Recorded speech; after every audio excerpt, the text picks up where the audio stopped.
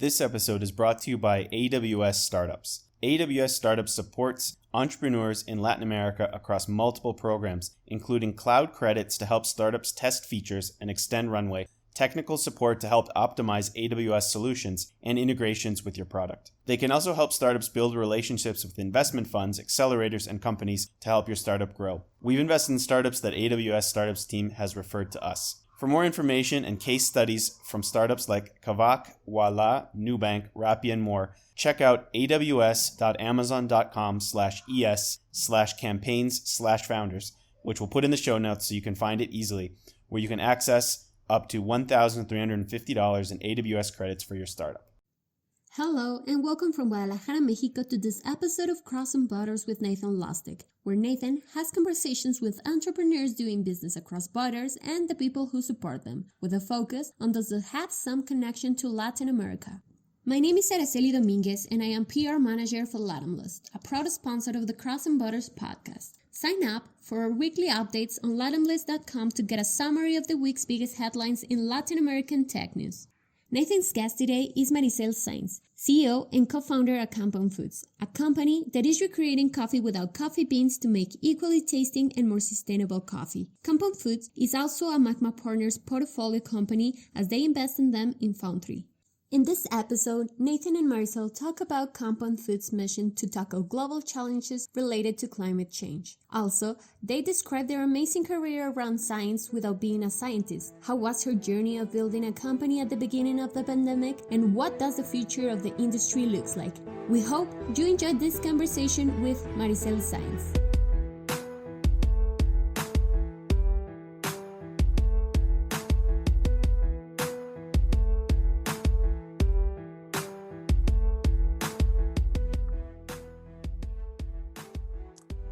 Hey, Maricel, welcome to the podcast. Again, Hi. Number 2 for you. Hi, Nate. How are you? Where are you in the world today? I am in San Francisco, California. So tell me about what you're working on these days. Yeah, so these days we're working on Compound Foods, where we're trying to make coffee without coffee beans. And tell me a little bit about the backstory. Why are you trying to do that? Oh, for so many reasons.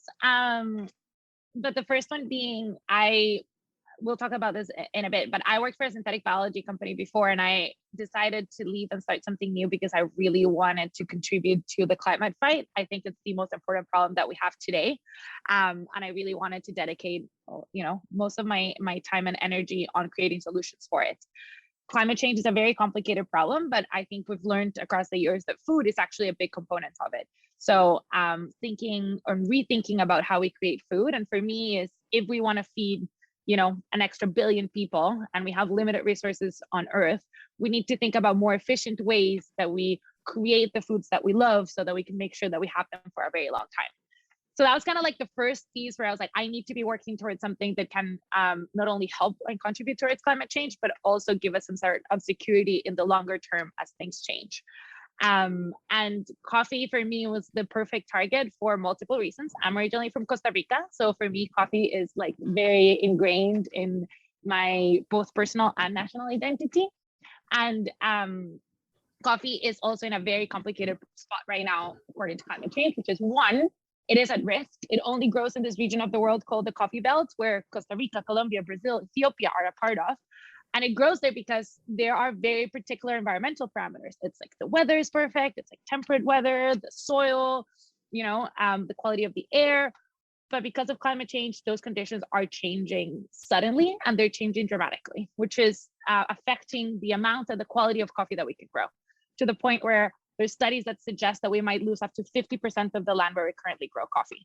So as a Costa Rican who drinks a lot of coffee every day, that just seems like something that I definitely don't want to happen, where we can't get the coffee that we love.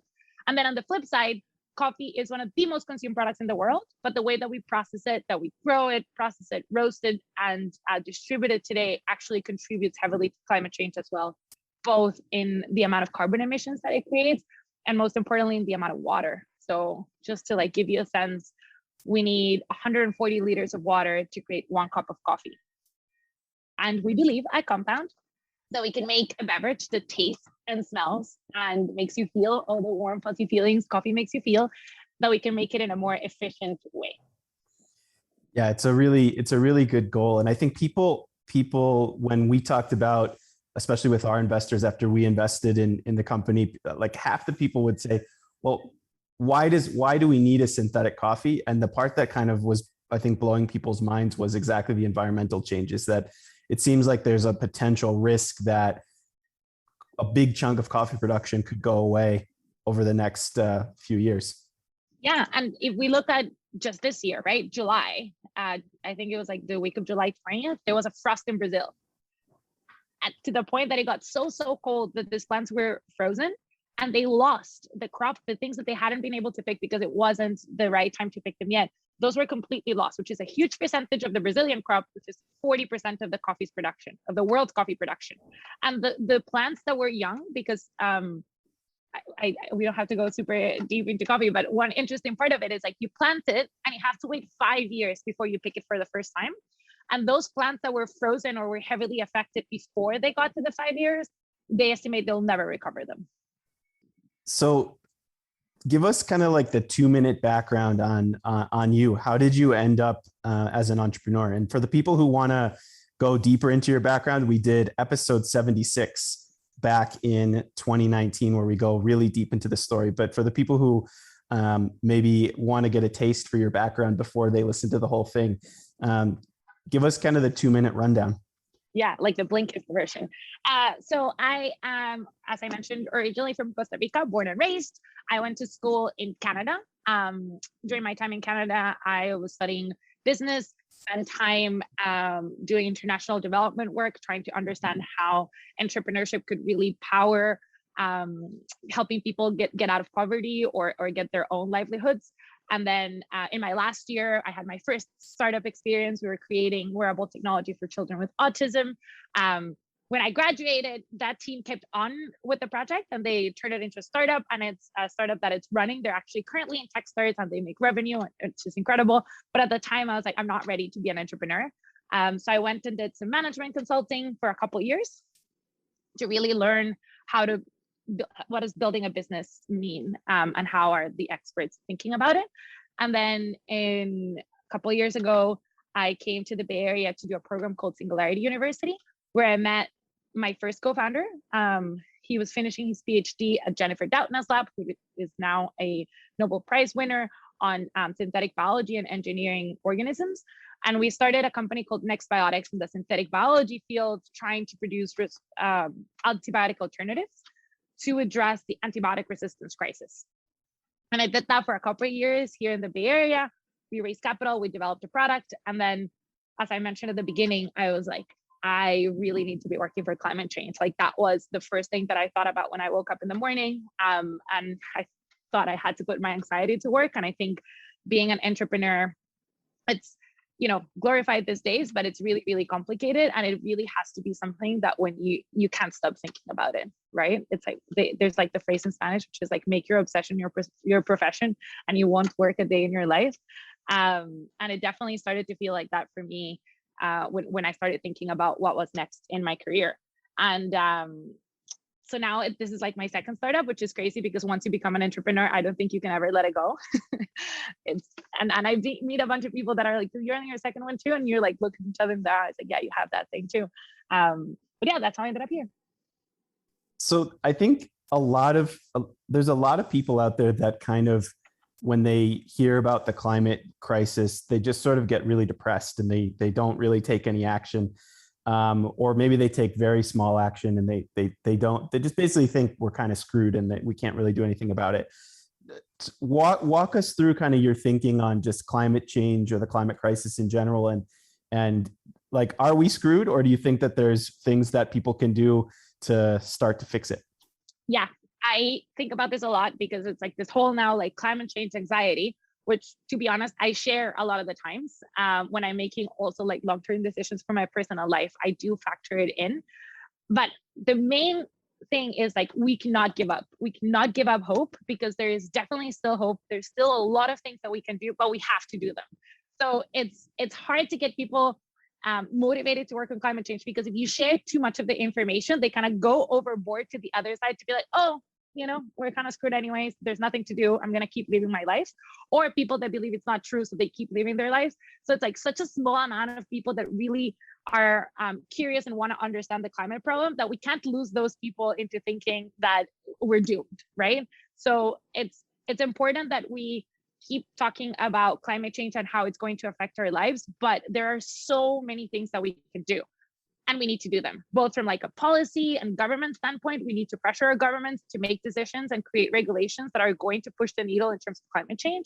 We need to make decisions in our purchasing decisions. Like, we vote with our dollars every single day, right? Even if you think you're doomed, there is like every single day, every purchasing decision that you make can have an effect on climate change. If you look at what corporations you're buying from, what they're making in terms of their contribution to climate change, and then there's your work, right? There is a lot more technology and companies being built around climate, and it's always a great opportunity for you to like contribute to the cost. Even if you think, that's an individual, you don't make a big difference, which everyone makes a huge difference. You can join a company that's working on climate change and putting your skills, your abilities, which might not be, like bioengineering, but it can be anything, right? It can be marketing, it can be branding, it can be operations. Like, we really need everyone in this cause. And I think there's a lot of hope. I also think, for example, for our product, I think about it a lot, because it's like every time I share around coffee, which I did earlier, people are like, no, my coffee too. It's like, I can't eat meat. I, should be careful how many times I travel to see my family because of, carbon emissions in my flight. The clothes that I wear, fashion is a big pollutant. And it's, don't take away my coffee too. And I totally hear that. And that is why we're trying to build their messaging around more of empowering. We want to give people the power to make what we believe is a simple choice in a product that is, really good and that has less of an environmental impact. And that instead of you being like, I also have to give up this, it can be like, cool, it's 9 a.m. and I already helped the world. Yeah, and I think that there's really a lot that individuals can do, especially I think we're likely to innovate our way, maybe not to solve the whole thing, but we have the ability to solve many of the problems of the climate crisis, I think, through technology. And I am very positive on, or very bullish on those companies that are actually doing. And I think, like you said, there's, even if you're not a scientist, you can probably find plenty of companies like yours that are working, and you're going to need talented people that can write blog posts, that can do accounting, that can do whatever it is, right? So, I'm sure you're hiring, right? I was going to say, shameless plug, we are hiring. We're hiring for a bunch of different roles: food scientists, fermentation scientists. We're also hiring for help on the operation side. If you are a guru in branding and you love what we're doing, just like, if there's, we also say there's all these roles that we have open right now, but then all these other things that we could be doing that we're not thinking. So if you're listening to this and it's like, I would love to help with X, and it's not an open position, email us. We're always looking for talent, but all across the board. It's not only on the science side. And I am not a scientist. I am a non-scientist in a scientist world, and I am thinking about how do we use science to solve problems, and that is my role. And I hire scientists, and I, work with amazing stakeholders. But don't let, I think that was a limiting factor for me for a very long time, where it was like, I'm not technical, like I can't actually solve the problems. And it's like, no, you absolutely can. You can build the infrastructure and the ecosystem and the tools so that the problems can be solved. Don't let, what you've been doing for the last couple of decades define what you can do in the future. So we've had a lot of kind of like fintech, marketplace, logistics types entrepreneurs on the podcast. And I think if you talk to especially entrepreneurs, they probably have a decent idea of how they might start a business like that. But when we're talking about recreating coffee from the ground up, people probably don't have any idea how you might go about that. So when you decided to start this business, can you walk us through some of the first steps or what it takes to actually build a company like this? Yeah. So the first step was like the typical question of like, is there a there there? I something that's very different for me this time around, it's like I'm constantly trying to also prove to myself that this works. And I think that's an important as an entrepreneur, which is like you keep the vision and you're like, okay, but what are the proof points that I need to be getting along the way to make sure that I am on the right path? So for me, I left Nextbiotics and wanted to start Compound right as the pandemic hit. So that meant I was like locked in my house in Costa Rica for like 4 months. I think we talked when I was there. And that also gave me time to really spend time digging into the research. So I hired actually really young scientists from like my savings. And I was like, let's look at from like a research, what work has been done. Is this possible? And what is the route that we're going to go? We were also building prototypes out of our kitchen, which means like trying to find agricultural products and roast them in different ways and trying to find different microbes that we could potentially use. So it was very like homemade, but it was like, we wanted to get to taste something that it was like, could we ever get to recreate those flavors?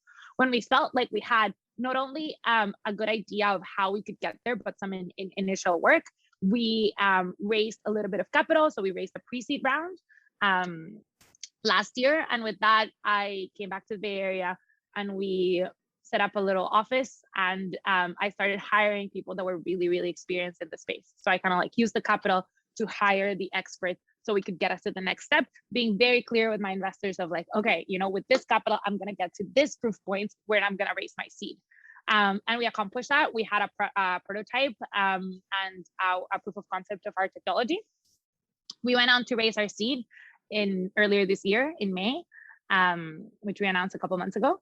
And I think something that was very different fundraising for this company than for the other one is when you're creating a product, a live product, people want to taste it. And it became a huge part of our due diligence process of people being like, can I come to your lab and taste it? And I think the question was more like, is this real?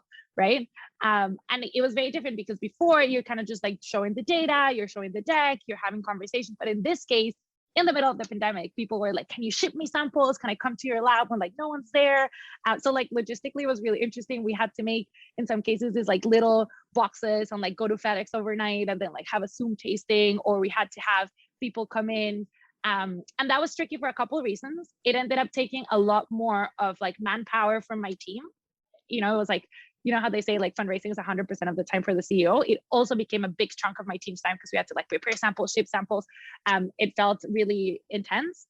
And then the other one, which I'm going to be honest with entrepreneurs out there, and I do think people have to be careful, is when you have a product that sounds so interesting as Compound does, people are curious. And a lot of the times they're here because they're curious, not because they're actually interested in investing or because they are thinking about other products. So the most important thing you have to take care of here is like your time and your team's resources. So make sure that when you're bringing someone into like that step of due diligence, you've also seen some interest on like both sides. Because, you know, I had people, you know, first call and they're like, can I come and taste it? I'm like, I don't think we're fit, you know, like you're not investing in our space, but it's like that curiosity.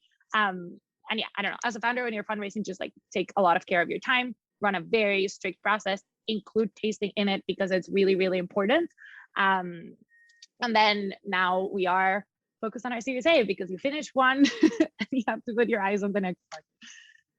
So tell us a little bit about this world of kind of like synthetic food. So people probably know Beyond Meat. They probably have heard of Notco. Where do you see this going? Like, are we going to have synthetic every type of food going forward? Is it going to be, like what's your vision for this going forward? Not just in coffee, but overall.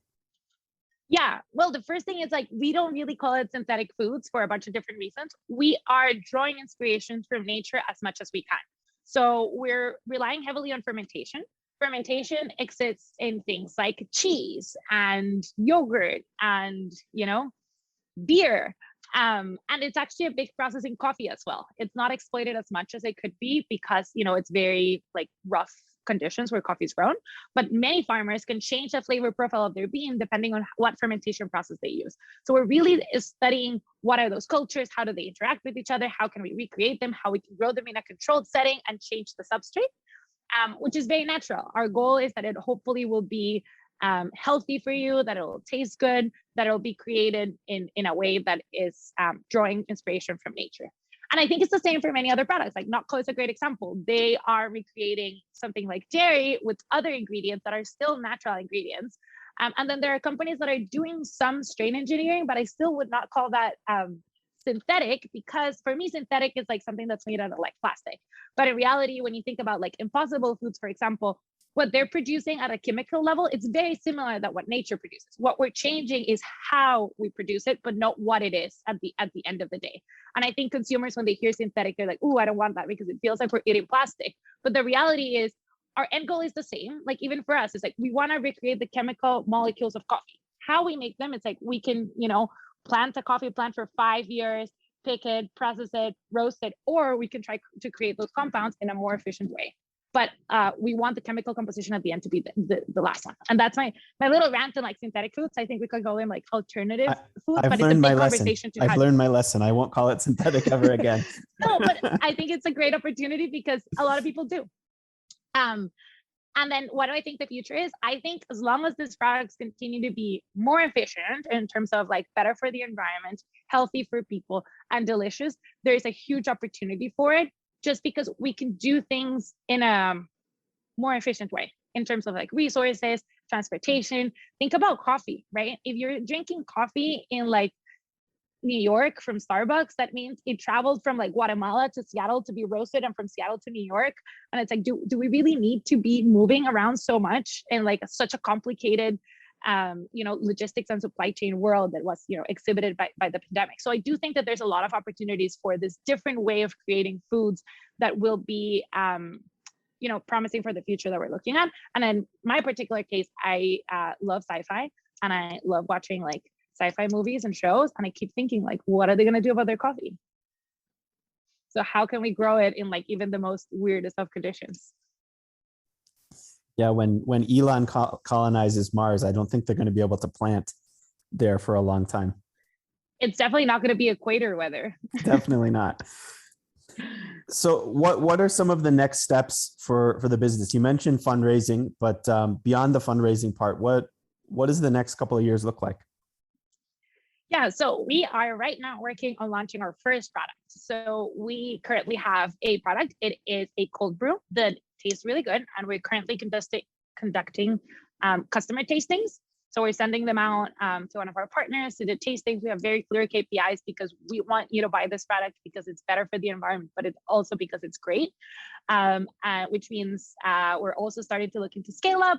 So working on both our scale up plans and contracts to get the product ready at a bigger scale so we can start selling by the end of next year. And in the same time, we continue to develop our technology, because really what we want to have is not a product, but an ability to understand what makes, something like coffee, and how do we use the tools that we have to recreate those flavors, those aromas, and those effects. So we continue doing research and technology development. And we have eyes on both our Series A and our product number 2.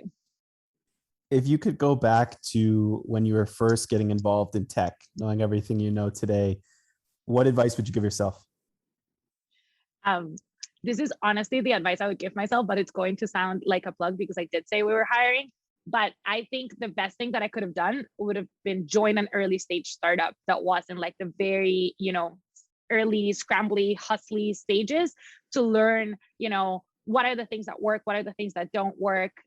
Because I'm not a scientist or a technical person. I think the best role for me would have been like chief of staff of like a seed stage or Series A startup, and like be really close to the decision maker. I think that would have accelerated my learning really, really quickly. But hindsight 2020, it's always easier on the other side. But if there's people out there that are thinking about joining in tech, but a lot of the conversations that I have are like, I would love to have a startup, but like I don't have that idea that I am fully in love with, and I don't want to start something that I'm not like obsessed with. And it's like, yeah, I think you should take your time until you find the right thing. And while you're doing that, you can be focused on learning the skills that you need. So when the time comes, you're like, I'm ready.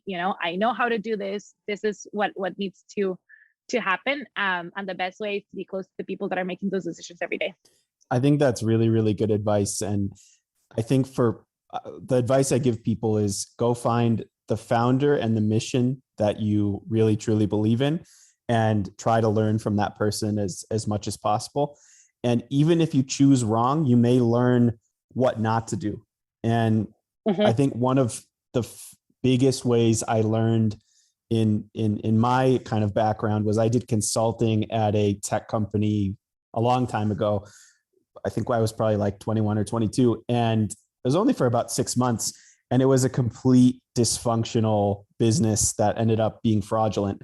And I learned like literally everything not to do in a company. And I think that that's, I wouldn't want anyone to join a business like that, but you really do learn really a lot, whether it's from somebody amazing that's actually doing awesome stuff, or, a big flame out. So I think it really is a good advice. And especially even for people who are thinking about doing a graduate degree, I would think about spending that year and a half before graduate school at a company, because you're getting paid instead of paying. And you may find that you learn as much, if not more. And I think, for example, in our case, if someone comes up to us and it's like, look, I have this project, that I think would be really helpful for you, it's like, pitch us. It's like, come up with someone. It's like, if you think you have something to bring to the table, don't wait until that role like lands on your lap, right? Like, have conversations with people, reach out to people that you think are interested. And if you think you can bring something, like, pitch it. Most people are going to be willing to listen and be like, okay, what could this look like? And if it's a good proposal, like, you never know. Do you have any books, blogs, podcasts, documentaries you like to recommend to people, whether about startups or just anything in general? Yeah. I was reading a lot of business books and I found that I was getting tired, and now I've like switched to sci-fi. And there's this book that I really loved called 7 Eves, and it's how about like we recreate a civilization in space. And I think it's really amazing. So a lot of like the technology companies, I think, draw inspiration from science fiction, and it's a way that you can learn without like feeling like someone's like dictating you like what to do. So I love 7 Eves. Blogs, I'm actually reading a lot of very different stuff this day. I read a newsletter more than a blog called Snackshot, and it's by this really cool lady from Honduras, and she is talking about what are the trends in like food and beverage, and like what does that mean from like a funding perspective or from like a branding perspective. And it's just like a refreshing look on like the food space. So I enjoy that, and I read that. I think those are like the main couple of things that I'm looking at. In terms of podcasts, I've been listening to like the very coffee specific ones. So there's a lot of like learning around coffee and roasting. So spending my time there. And also this really great one called Crossing Borders, which I've heard is amazing. Thanks. I appreciate it. Well, you've been on it twice now, so. Yeah, it's great. So, and give us the next big milestone, or the vision for the future for you guys. Well, the next big milestone is product launch, but the vision of the future is to be the brand of choice when you think about sustainable products that are created in like a very efficient, sustainable way that create delicious products. We want to have a line of coffee products. We don't want to sit on one. So we hopefully want to be able to recreate flavors that are inspired from different blends in different regions of the world. So our goal is to be a very dynamic company in terms of product creation. And then once we have that ability, we have our horizon and thinking about what are some other crops that are going to be at risk because of climate change that contribute to the problem, and that we can think about recreating those products as well. Perfect. It's going to be great to continue to support you doing it. And I really wish you the best, and I hope I can taste some sometime. Yeah. When you come to the US, we'll have you for one of our tastings, which would be great to have you try it and give us your feedback. That'd be great. Thank you. Thank you so much, Nate. A pleasure as always. Thanks again for listening to this episode of Crossing Borders with our guest Maricel Saenz, and thank you to Angel Andraca for producing this podcast. If you enjoyed this episode, please share with a friend and give us a rating on iTunes or wherever you listen to podcasts. It's the best way to share what's going on in Latin America's ecosystem.